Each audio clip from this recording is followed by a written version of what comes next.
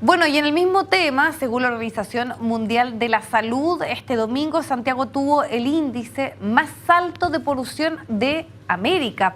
Queremos ahondar en este tema, para lo que nos acompaña el académico de la Facultad de Arquitectura de la Universidad Central y también doctor en Planificación Territorial, Pablo Soriano. Gracias por estar junto a nosotros, Pablo. Hola, Viviana, ¿cómo estás? Estábamos atentos y escuchando un poco la voz de las autoridades respecto a esta situación crítica en la que estamos viviendo los santiaguinos.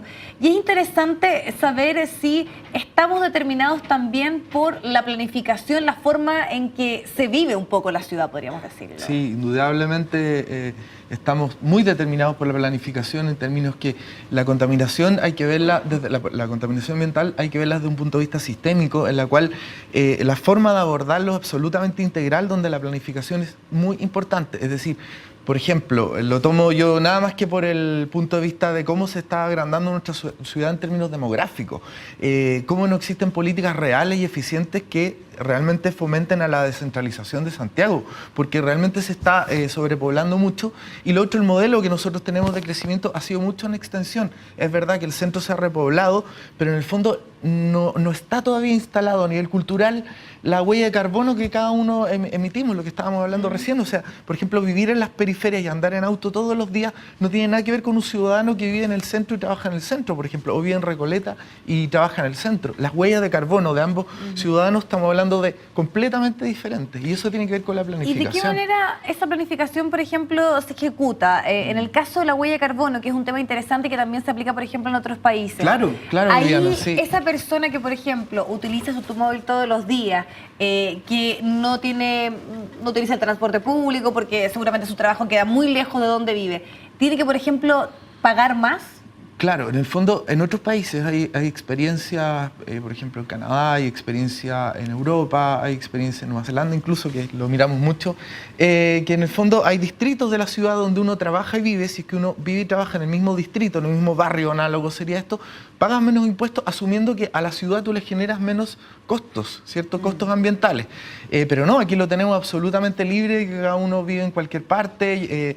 Me ha tocado, esto lo cuento como un poco de anécdota, de repente evaluar qué tan sustentables son estas comunidades ecológicas, ¿cierto? Que tienen muy buenas intenciones muchas veces, pero la huella de carbono es muy alta. Lo que ellos contaminan es mucho más de lo que contamina la gente que vive en zonas céntricas. Claro, y movilizándose en transporte privado, en autos que son grandes. En ese sentido, como que no hay conciencia ciudadana. Tú dices, claro, falta tal vez hay una reflexión un poquito más integral de varios temas que van más allá del método predictivo o de cómo, si se decretó o no de una forma adecuada la preemergencia. Y uno de los temas que siempre es recurrente tiene que ver con el uso del automóvil. Muchos dicen que de frentón hay que tener un día en que con o sin sello verde los autos no circulen. ¿Esa es una buena medida? Yo pienso que sí. De todas maneras, no podemos esperar a llegar a los niveles con los cuales hemos llegado. Y yo en ese sentido, sinceramente, discrepo mucho con el ministro de Medio Ambiente que recién hablaba, que decía, bueno, estamos mejor que... Claro, ok, estamos mejor que los años 90 también. Ahora la preemergencia son otros niveles cuando es preemergencia que en los años 90. Pero eso no es una justificación que no sea muy nociva para nuestra salud en todos los ámbitos, ¿cierto? Por tanto, sí, yo estoy muy de acuerdo con que no sea paliativa, que no esperemos llegar a esos niveles y que sea una vez a la semana, por ejemplo, el caso de Colombia, que lo han implementado, u otros países. Y la gente se organiza de esa manera. Ahora, quienes cuestionan este tipo de políticas dicen, pero esto tiene que estar acompañado sí o sí, por ejemplo, de un buen transporte público. Absolutamente, absolutamente. O sea, y ok, ya que es tan difícil, porque en este sentido la gente con ideología más liberal nos dice, no, pero es que tú frente a la descentralización no puedes poner freno a las ofertas del mercado y todo. Bueno, ok, estamos en esas lógicas tan liberales, pongamos un transporte público, ¿cierto? Hagamos una oferta ciudadana de excelencia, de tal manera que yo en la mañana diga, uy, y al auto dejémoslo hostil. Yo me acordaba mientras venía aquí de ese meme que está súper de moda, que no sé si lo conocen, que dice que es tan absurdo ampliar una carretera, ¿cierto? Como las autopistas urbanas, es tan absurdo. De esa forma sería como comprarme un cinturón más grande si es que yo estoy gordo para paliar la obesidad, ¿cierto? Claro. Entonces, ¿qué pasa? Que aquí fomentan el uso del auto. Uno es mucho más fácil andar por la costanera norte y no, debería ser hostil para el auto, sí. Así de categórico, hostil para el auto, de tal manera, y una oferta, como tú bien dices, de transporte público, pero de excelencia, que fuera incluso gratis.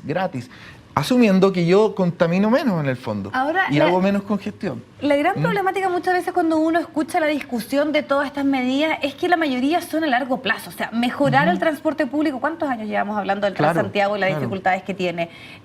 Y sobre todo porque mucho también de estos cambios pasan por procesos culturales, porque existe una mayor responsabilidad.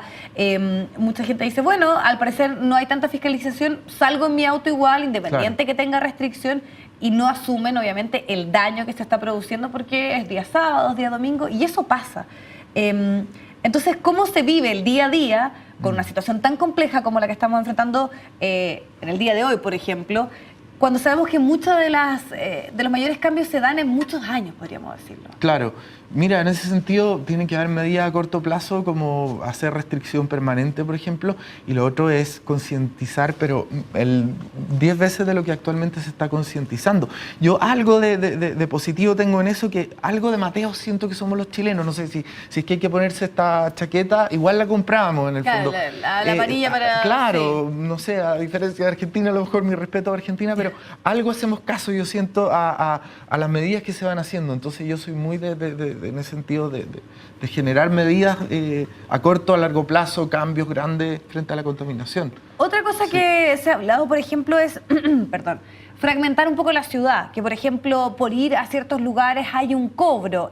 ¿Eso también es una medida que avanzaría? Sí, por supuesto, un cobro, pero es como un cobro ambiental en el fondo, que lo pueden asumir las empresas, que lo pueden asumir, que tiene que ver con la planificación en el fondo. Claro, se hace en otras ciudades de crear subcentros, subpolos en el fondo, pero tiene que ser de manera integrada, así que suena como lejano esto de manera integrada, pero es muy importante, o sea, es desde las bases. Ahora, ¿cómo ves tú cómo se está viendo esto a nivel, podríamos decir, de gobierno, de manera estatal, de las autoridades? ¿Existe una planificación? ¿Hay políticas que van en esa línea a analizarlo de una manera más integral, como lo estamos hablando, pensando que no tan solo el tema pasa por decretar o no decretar, por ejemplo, una emergencia, una preemergencia, sino que va un poquito más allá? Claro, por supuesto. Yo creo que igual son insuficientes todavía las medidas, en el sentido que el Ministerio de Medio Ambiente está haciendo un plan anticontaminación nuevo, con una mirada del mundo contemporáneo como existe y no de los años 90, que no tiene nada que ver en el fondo.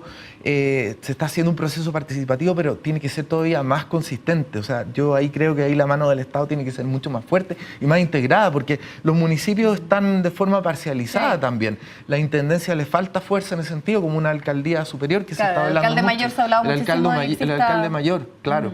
Claro, entonces en ese sentido falta más planificación. Los instrumentos actuales todavía son débiles. Por ejemplo, los instrumentos de planificación territorial, los planes reguladores miden la altura, la densidad, que es un tema, pero aún hace falta todavía más. Ahora, hay ciertas voces que son un poco más catastróficas, podríamos decirlo, y que dicen que la limitación de Santiago es geográfica, o sea que no hay posibilidades de que podamos tener una mejor condición y calidad del aire porque estamos precisamente con la cordillera, en una cuenca, o sea que no hay mucha más opción, podríamos decirlo. O sea, a ver, pero es que esto es pensarlo, es como si nosotros hubiéramos nacido asmáticos severos, ¿cierto? Tenemos que vivir y aprender a vivir con el asma, no exponernos como otras personas que podrían exponerse un poco más al cigarrillo. No podemos. Nosotros como Santiago somos una ciudad nacida en un entorno muy vulnerable a la emisión de los contaminantes. Por tanto, tenemos que aprender a vivir con esto. Y cuando digo aprender a vivir, no es que aprender a tolerar la contaminación, sino que aprender es decir, hola, yo soy Pablo, soy de Santiago y soy de una ciudad que es muy propensa a contaminar, por tanto voy a pensarlo muy bien si voy a usar mi camionetota de salir, que yo vivo en Peñaflor o en Peñalolén o en la periferia, voy a pensarlo muy bien. Y por ahí hay un tema de conciencia muy importante que se debería incorporar, sería instalar en los ciudadanos. Claro, ¿no? Eso pasa sin duda por la educación, por una reflexión de cómo vivir en comunidad y respetarnos sobre Somos todo. de ciudad contaminable, así debería ser un eslogan, así Santiago es una ciudad con esa propensión, ¿cierto? Perfecto, Pablo, te queremos agradecer muchísimo tu tiempo para conversar de este tema que nos tiene muy atentos, sobre todo. Sí, seguro. Bueno, a ponerse las pilas. Bueno.